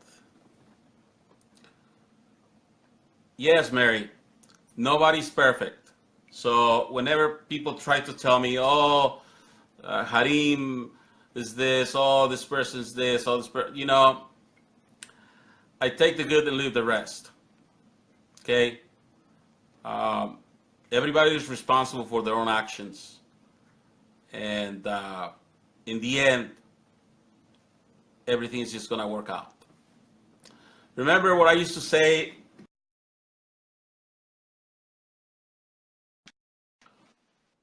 during the election? It was so chaotic.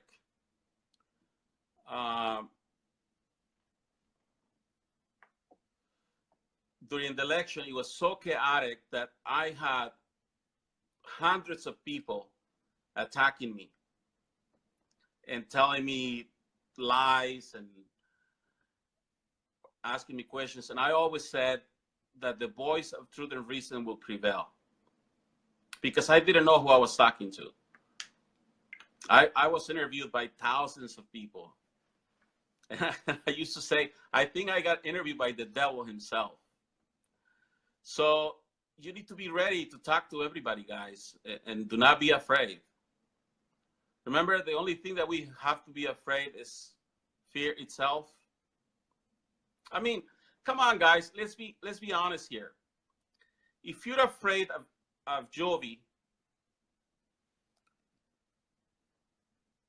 if you're afraid of Harim, if you're afraid of Robert, if you're afraid of me, whether I am a real patriot or not,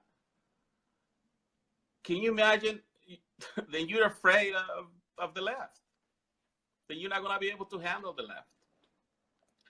You're not going to be able to handle Antifa. That's the way I feel about it, you know. And I'm not trying to judge anybody here, but the modern patriots.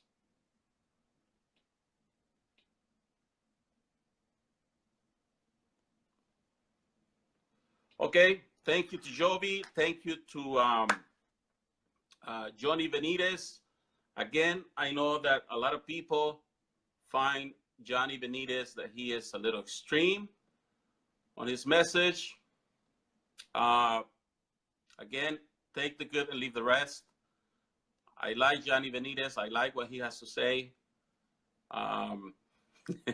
We have another troll here. Arriba Mexico. Arriba Mexico.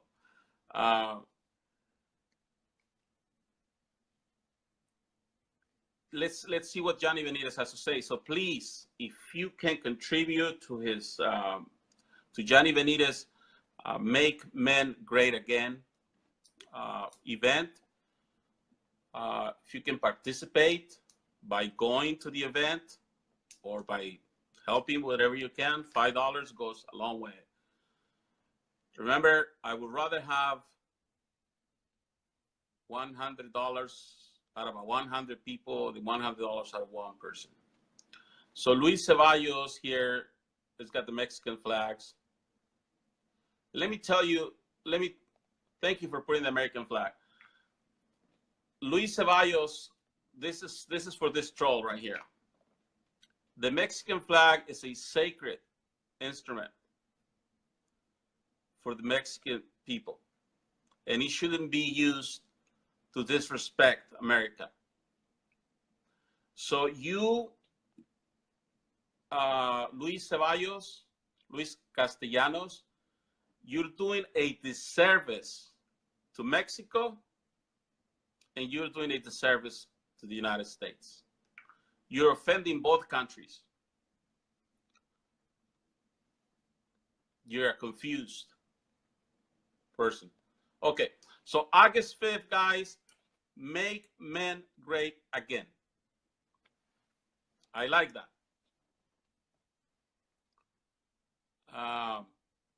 Because we really definitely, it's not that we're against women, I guess. I'm not trying to be like Al Bundy here.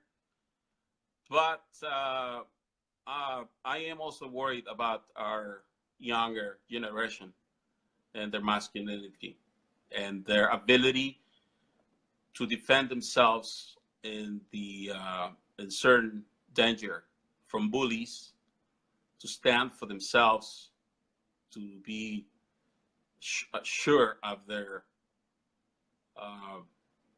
manhood. Okay.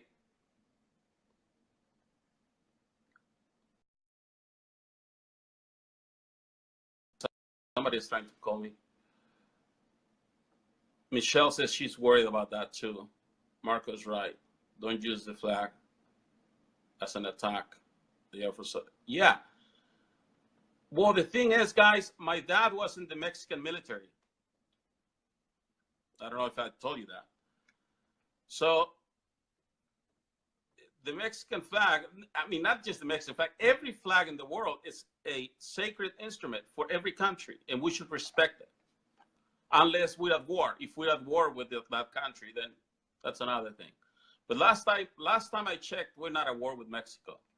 So for these miscreants to come here and disrespect a peaceful assembly, which is this live transmission, it really shows what they are made out of. And I bet you that you are not helping a lot of Mexican people that need help here in the United States by doing that, because you're pissing us off.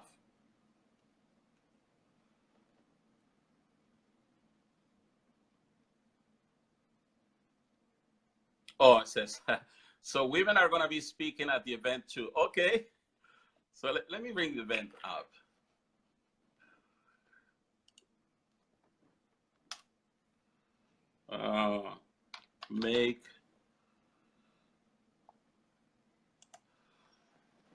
So guys, please support Johnny Benitez. He's taking the lead on the movement here by doing this. There's about 373 people interested on the event. There you have it right there.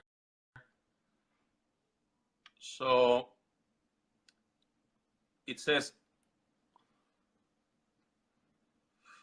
so they're gonna have food. It's a $35 contribution, guys. Nothing. And there's Johnny Benitez right there.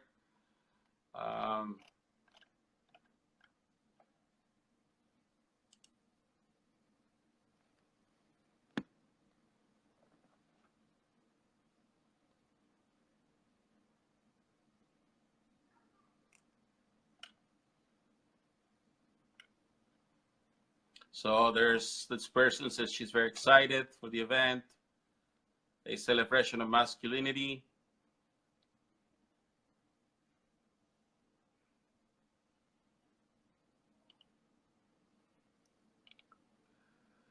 There is who's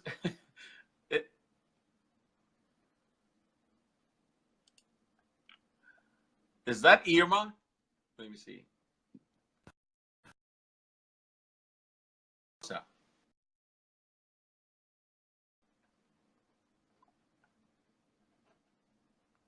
I think this is Irma drinking a beer. So they're gonna have beer.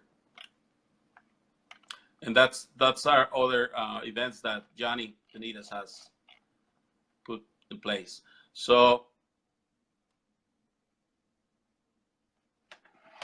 there you have it. Okay, guys, thank you for staying with me. I know we went a little longer than usual.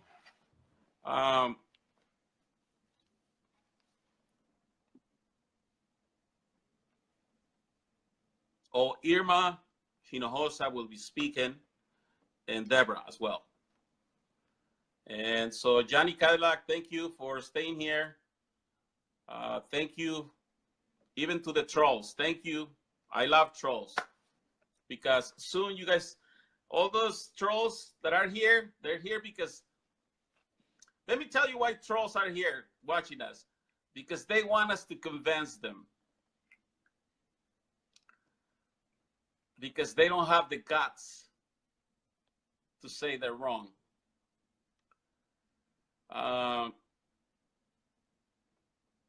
Change hearts, yes. So guys, thank you so much. I love you. I know I took a few days off. I missed you guys. I gotta go and be a man, celebrate my masculinity, and cook dinner for my kids. But I'll talk to you guys soon.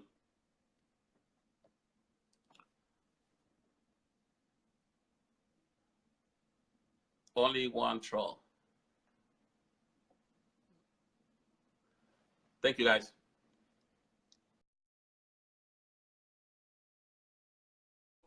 You know, so you're taking the lead. I like that you're taking the lead there in LA, and I see a lot of people are following you. So what about this masculinity thing? I was reading that. Do you remember that movie, The Fight Club? Oh, Yeah, yeah, I remember Fight Club, the movie. well, they say that it was kind of like a little bit about that it was hard for men to find their identity as their masculine identity. So that's why they did the Fight Club, and it helped them. So I think you're sort of like doing a little Fight Club here. You got a little Fight Club going on. That was the intention of the Alt Nights. I mean, we are training. Sparring is a big part of that. I think in order for a man to develop as a man, it's important for him to face physical confrontation, whether that's playing football, standing up to a bully, stuff like that. It really is important. So, yeah, I mean, that is something that we're trying to get started with the Alt Nights. It is part of it. It is part of it. We have men that are, I think this is the first generation of men that you've actually had little boys who never had to stand up to bullies, who were always protected, who didn't, some of them didn't even play contact sports because their parents were too scared of them getting hit in the head and stuff like that. And now we see what happens when you get a generation of those men. I think a big part of why our society is so lacking is because those men grew up that way, and that lack of masculinity. And so that is something that we are trying to accomplish with the Alt Nights, and that is what the event on August 5th is about. It's about bringing back that idea, because it's been under attack. The reason that men don't grow up that way, I think, is because they're actively suppressed. Our society is actively trying to feminize them.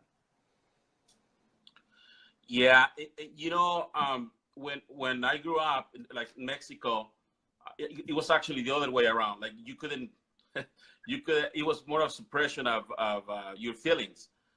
Yeah. And in Spanish, we joke a lot. We call people puto and all that all the time. And you don't feel bad, but lately it's being kind of like, it's not an insult anymore, because you actually feel bad if you call somebody puto, because they might be on that, going towards that area, and I don't know, it's changing, Yeah, that's what I always tell. That's why there's a lot of people who support the alt-right who are not white, because when they attack masculinity and they attack identity, they start with white men. But Hispanic culture is very masculine. Like in our countries, like weakness, at least from what I remember of Colombia, weakness is not enabled. They will really try to break you down to either build you up as a man or to just destroy you. And that's part of my concern, is that we live in a global competitive atmosphere. If we have a bunch of men who are afraid of confrontation, I don't see how the country could survive. I don't see how we could face countries like China, like South American countries, where people face really hard circumstances, and you can't be coddled. Like it is in Colombians are the same way. They like to talk shit a lot. They like to insult a lot. They like to make fun a lot. And these soft American guys who's been raised in this society that doesn't let anybody say anything mean to him, I think he wouldn't be able to survive. And that's part of why we need to make men masculine again, is because we are competing on a global scale.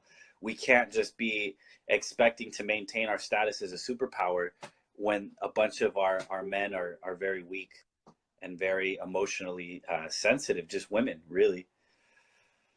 I mean, I can understand men trying to get in touch with their, with their feelings and themselves, but I think we're just. I was in Monterey with my kids for the weekend, and you start seeing all these couples, these gay couples, and it's starting to be like the trend.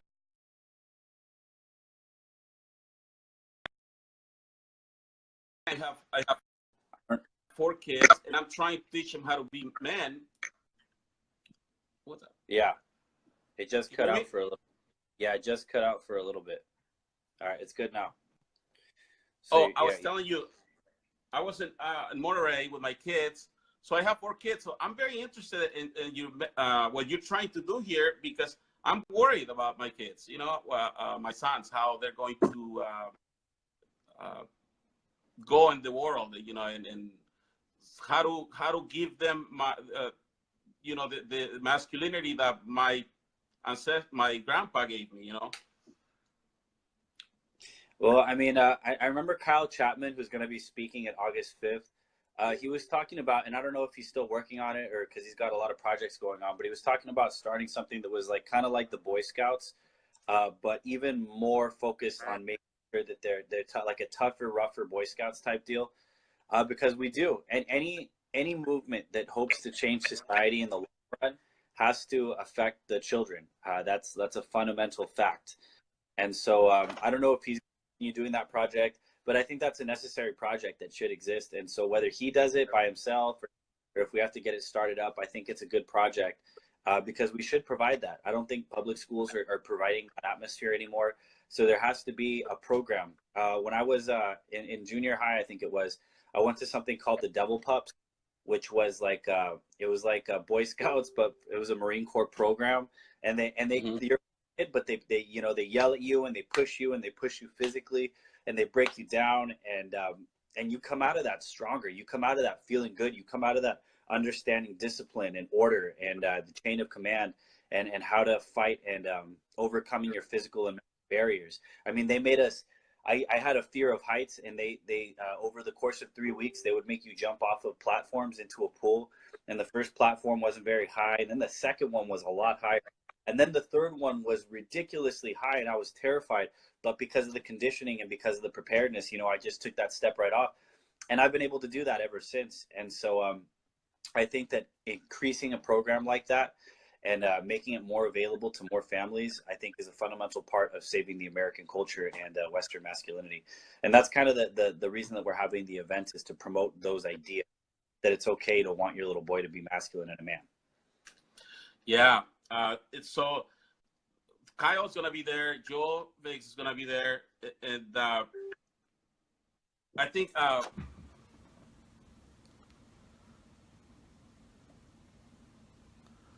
make men masculine again, guys. That's what's going on. You're the man. Yeah, if you can make the phone work, you can just call me on that number I gave you. Hola, Luisa, what's up?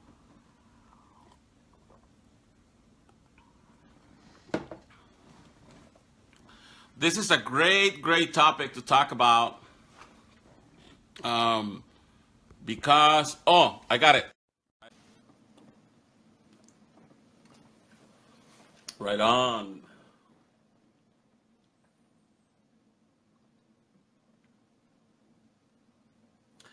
It worked, Johnny. I'm inviting you.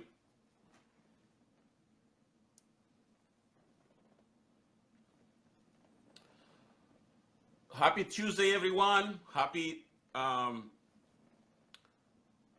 August. Today is the National Girlfriend Day. So if you have a girlfriend, please invite her somewhere.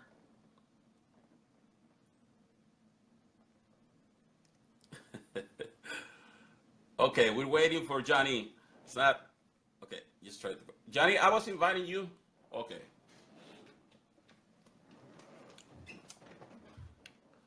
Hola, buenas noches. Lupe, how are you, Lupe?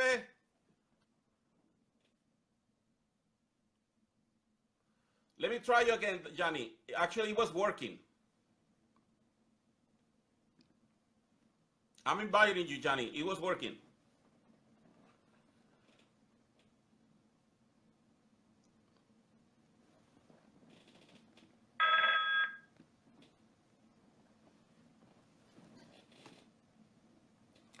Let's wait, see if it works. The split. Let's see. Denise says, I'm everyone's girlfriend. I want flowers and chocolates now. Wow, now.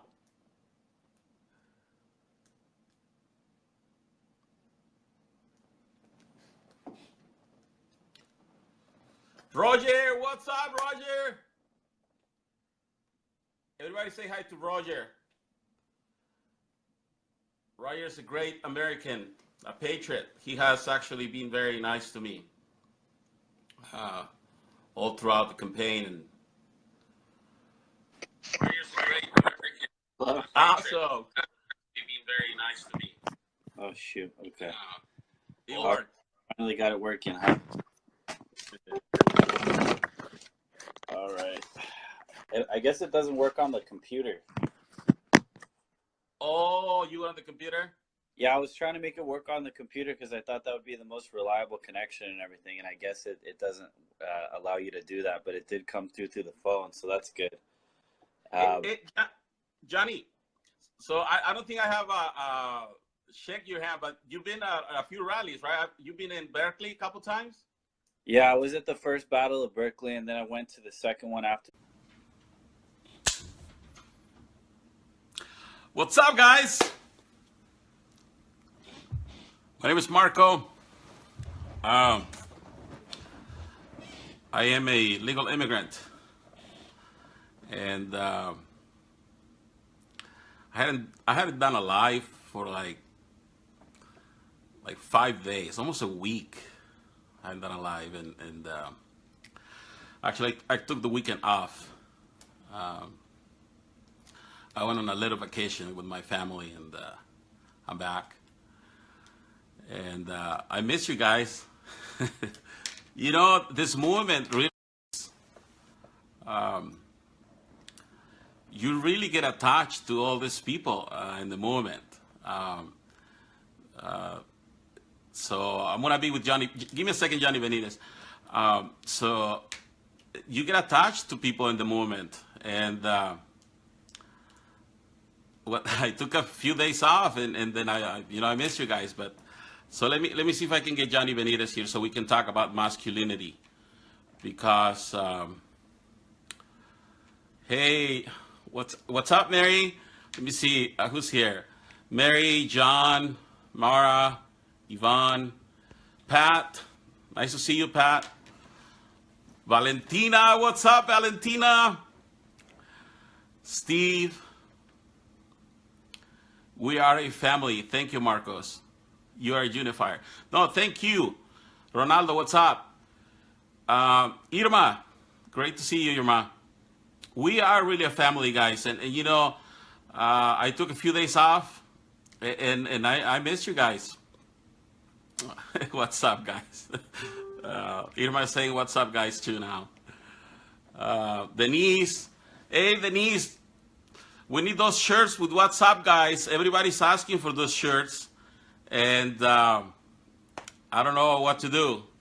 Everybody say hi to Denise. She's going to be making the shirts for what's up, guys. Stephanie, what's up?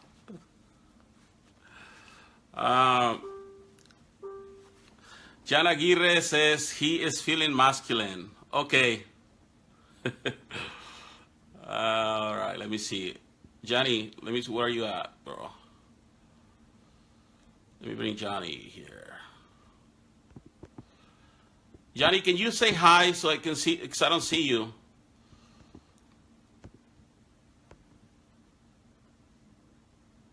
Let me see. Oh, all right. You know what, Johnny? For some reason, I can't invite you. Can you change your settings? Have you done a double split before? Denise, please forgive me about the shirt.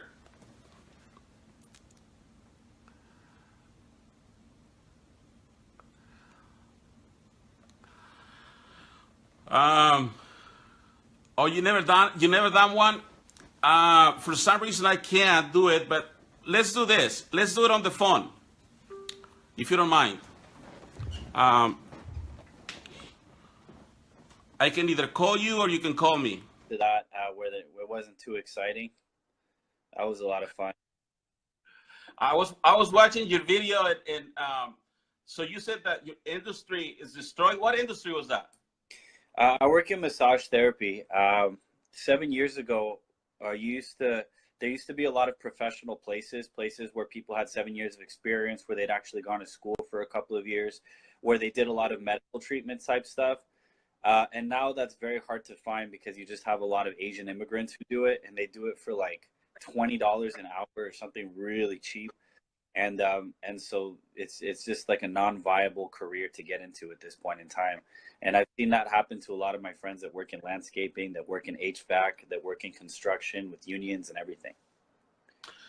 I was talking to a psychiatrist, psychologist, a doctor, and she said that she had to close her practice, and so pretty much she was very angry with a lot of people because you have a lot of usually Hispanics that they don't want to pay for a doctor, but they go with like this curanderos, this like guys that are like on the Pseudo, you know what I'm talking about? witch Huh? doctor. Yeah, like witch doctor. Yeah, like a witch doctor. Yeah. And they go and drop $5,000 on them, but they don't want to hire a real doctor. So it was, yeah. Well, we So don't create incentive. They can get the real doctor for free, So you speak Spanish, huh? Yeah, I speak Spanish. Was my first language. I just thought it was always important to be able to speak the language of the country effectively. But I do like Spanish. Because Valentina was saying, make Johnny Benitez speak Spanish. She's never heard you speak Spanish. I don't know if anybody would understand this. I think most of well, I guess your fan base is very probably bilingual. I actually, Johnny Benitez, I'm very interested in your message because my kids, I didn't teach them Spanish. You didn't? No, I didn't, because I felt that was sort of like a firewall, to not because I felt that what happened is when we first came here, my brothers, they became cholos. They were younger, and they were out there on the drive-bys and all the remember the cruising times and all that. So Yeah. I kind of didn't want that for my kids, so I didn't teach them much Spanish. I felt now they know a little bit, but Yeah, maybe it sounds a little racist on my part, but luckily I wasn't when we moved into like Mission Viejo, so we didn't have a very criminal community or anything like that, so there was no repercussions like that for having to learn Spanish. But when I was in high school, like I would pretend not to know Spanish because a lot of the people that would be like very like seedy drug dealers, like the ones that do all the graffiti and stuff. And so I just wouldn't really say anything about speaking Spanish or anything. I just would pretend that I didn't. I think it's a nice language, but it's very important to me that people recognize that this is the American country and that English is the official, or should be at least considered to be the official language of the nation. Yeah. So